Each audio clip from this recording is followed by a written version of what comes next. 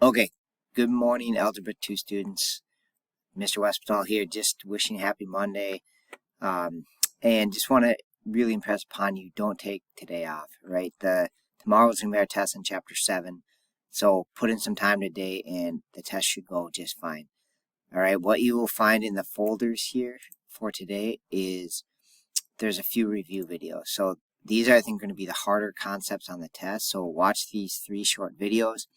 And then as far as working on problems go, the main one is to get the review done from last Friday if you don't have that done.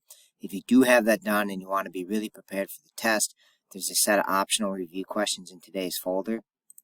So if you click on that, and then you would just load the PDF.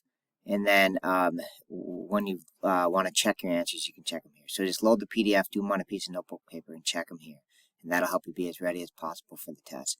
I am at work today, so if you have any questions or anything, feel free to reach out.